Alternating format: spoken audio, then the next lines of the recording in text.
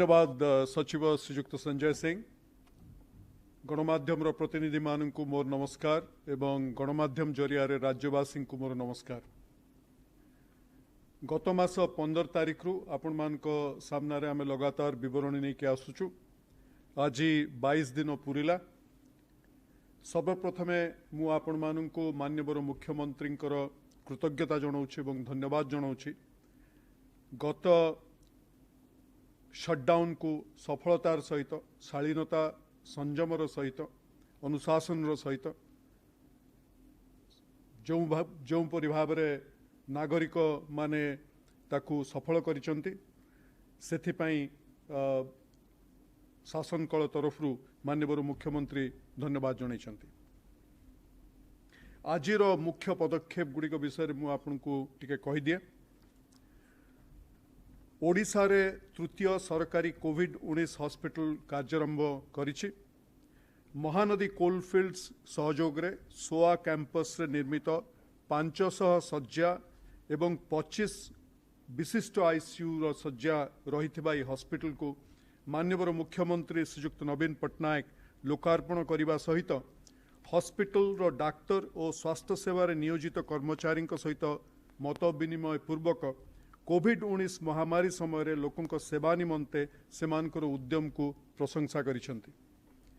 कोविड-19 रो मुकाबला पई राज्य सरकार समस्त प्रचेष्टा और पदक्षेप को माननीय केंद्र पेट्रोलियम एवं इस्पात मंत्री श्रीयुक्त धर्मेंद्र प्रधान उच्च प्रशंसा करिसेंती।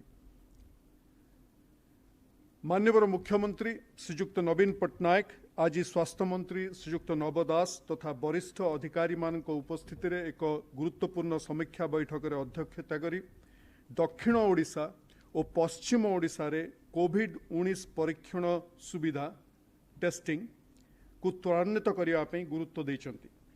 वर्तमान 3टी स्थान रे दैनिक हाराहारी 300टी कोविड-19 नमूना परीक्षा करा जाउथला बेले आसंता 5 दिन मध्य यहाकू 1000 को वृद्धि करने माननीय मुख्यमंत्री निर्देश देइछंती।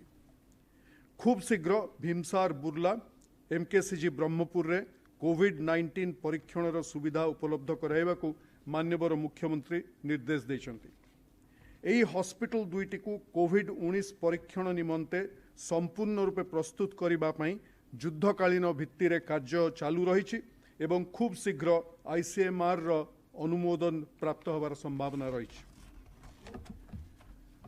राज्य रे वर्तमान 1497 शज्या विशिष्ट 7टी स्वतंत्र कोविड हॉस्पिटल कार्यक्रम हो सारी। कटक रे अश्विनी हॉस्पिटल, जाजपुर रो डुबुरी ठारे टाटा हॉस्पिटल, केउंझर जिल्ला रो जोड़ा ठारे टाटा हॉस्पिटल, खोर्धा जिल्ला रे किम्स, भुवनेश्वर सम हॉस्पिटल, पुरी रो आईडी हॉस्पिटल एवं सुंदरगढ़ जिल्ला रो राउरकेला ठारे हाईटेक मेडिकल कॉलेज रे कोविड-19 रो एई सेवा उपलब्ध होइछ। कोविड-19 रो मुकाबला पई स्वास्थ्य सेवा को अधिक सक्रिय करिवा लक्ष्य रे डाक्तर, डाक्तरी छात्र, स्वास्थ्य विभाग रो पदाधिकारी, जिला और ब्लॉक स्तरीय मास्टर ट्रेनर मानू तालीम प्रदान करा जाइछि। यहाकू निर्दिष्ट समय सीमा मध्य सारिबा पई मुख्यमंत्री निर्देश दैछंती। वर्तमान सुधा एससीबी मेडिकल कॉलेज कटक रे 851 जन छात्र छात्री, एमकेसीजी ब्रह्मपुर रे 325 जन छात्र छात्री, भीमसार बुर्ला रे 300 जन छात्र छात्री, एमकेसीजी ब्रह्मपुर रे 247 जन अध्यापक और स्नातक छात्रों को मिसाई प्राय 1500 डाक्तरी छात्र छात्री और स्वास्थ्य अधिकारी तालीम नैछंती। अनुरूप भाव में 360 जिला स्तरीय मास्टर ट्रेनर एवं 2264 ब्लॉक स्तरीय मास्टर ट्रेनर मान को तालीम प्रदान करा जाइछि। आज आम गहन अच्छी श्रीमती सुजाता कार्तिकेयन, भारतीय प्रशासनिक सेवार अधिकारी, गत 3 वर्ष धरी मिशन शक्तिर कमिशनर भाव में कार्यरत अच्छा।